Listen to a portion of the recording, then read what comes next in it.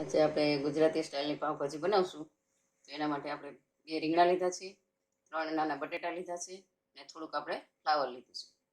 તો આપણે હવે એમાં કુકર લેશું અને તેમ બધું એમાં નાખી અને બાફી નાખશું. એમાં થોડુંક આપણે પાણી નાખશું, અડધી ચમચી આપણે મીઠું નાખશું. ત્યાર પછી આપણે ગેસ ઉપર બાફવા મૂકી દઈશું. તો હવે આપણે ભાજી બફાઈ ગઈ છે, તો આપણે જોઈ લઈએ. સરસ આપણે બફાઈ ગઈ છે, તો આપણે હવે એનો આમાં ધીમે ધીમે આપણે છૂંદો કરી નાખશું. બહુ પાણી નથી વધારે નાખ્યું, એટલે આપણે બહુ પાણી કાઢવાની જરૂર નથી. જાજુ પાણી નાખીએ તો આપણે એમાંથી પાણી કાઢવું પડે, એટલા માટે આપણે ઓછા પાણીનો ઉપયોગ આપણે કરશું, એટલે પાણી કાઢવાની જરૂરી એ નહીં. સરસ બધું છૂંદો થઈ ગયો છે અને બધું સરસ એક રસ થઈ ગયું છે. આપણે છૂંદો તૈયાર થઈ ગયું છે, તો આપણે હવે વઘારની તૈયારી કરશું. તો આપણે 4 પાવરા આપણે તેલ મૂકશું.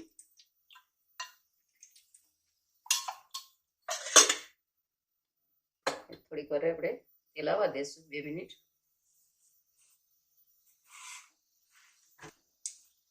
થોડું તેલ આવી ગયું છે, ગરમ થઈ ગયું છે, તો આપણે હવે પહેલા જીરું નાખશું, ત્યાર પછી લવિંગ નાખશું, બાદિયા નાખશું અને આપણે તજનો કટકો નાખશું. બરાબર, પછી 2 મિનિટ પછી આપણે થોડી હિંગ નાખશું. અને આપણે છે વટાણા લીધા છે એ આપણે બાફવામાં નથી નાખ્યા. શા માટે? તો કે એમાં પીળા થઈ જાય, એટલા માટે આપણે આમાં નાખવાથી વઘારમાંથી તે સરસ લીલા લીલા રહીએ, એટલા માટે વઘારમાં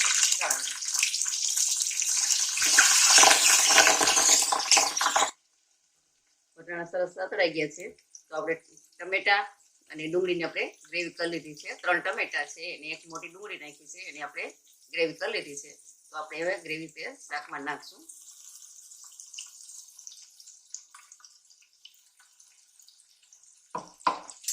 ધીમે તાપ આપણે એને હલાવશું.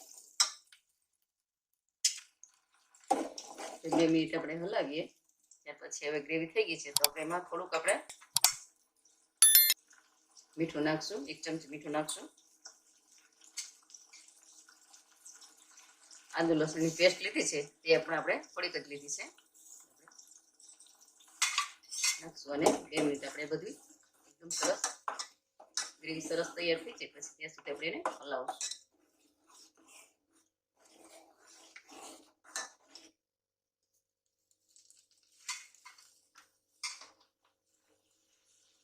કાશ્મીરી મરચું લીધું છે, 1 ચમચી આપણે મરચું લીધું છે. ત્યાર પછી 5 ચમચી આપણે હળદર લીધી છે, 1 ચમચી આપણે ધાણા જીરું લીધું છે, અડધી ચમચી આપણે ગરમ મસાલો લીધો છે. તેલમાં એક રસ થઈ જાય પછી આપણે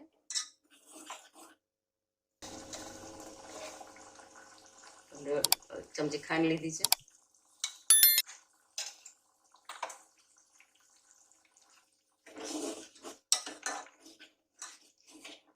ગ્રેવી સરસ મિક્સ થઈ ગઈ છે. આપણે હવે શાક છે આપણે એનો છૂંદો છે તે આપણે એમાં કરી દઈશું. બરાબર,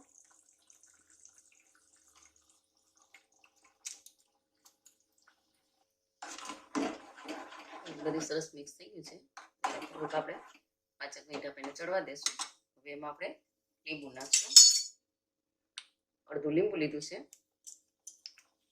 એમાં નાખશું.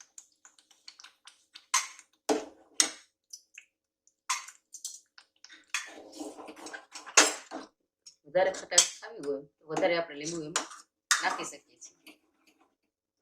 જાજુ હોય તો આપણે જાજુ જોઈએ, એટલા માટે થોડુંક લાલ કરવા માટે આપણે 1 ચમચી વધારે આપણે મરચું નાખશું.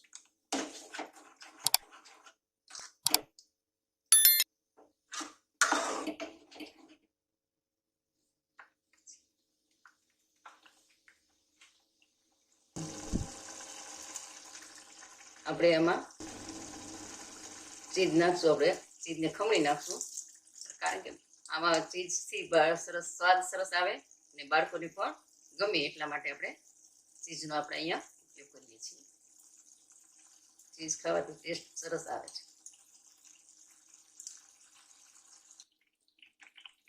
આપણે સરસ ચીજ નાખી છે એટલે ચીજ નાખવાથી સરસ આપણું તેલ સરસ તેલ દેખાય છે અને સરસ કલર સરસ એકદમ આવી ગયું છે. તો આપણે હવે સરસ તૈયાર થઈ ગયું છે. તો આપણે હવે એને ગેસ બંધ કરીને નીચે ઉતારી લઈશું. ભાજી તૈયાર થઈ ગઈ છે. તો આપણે હવે પાઉં શેકી લઈ. 2 પાઉં છે તે આપણે આડા કરી અને વચમાં આપણે તેલ લગાવી અને પછી આપણે લોટી ગરમ મૂકી છે એમાં શેકી લઈશું. એ રીતે આપણે તેલ લગાવી લઈશું.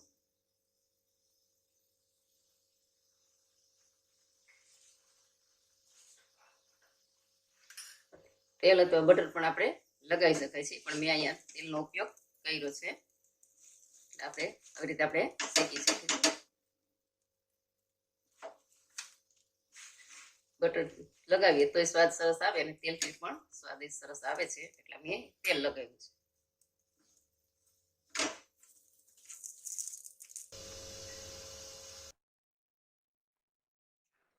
એટલે ભાજી તૈયાર થઈ ગઈ છે.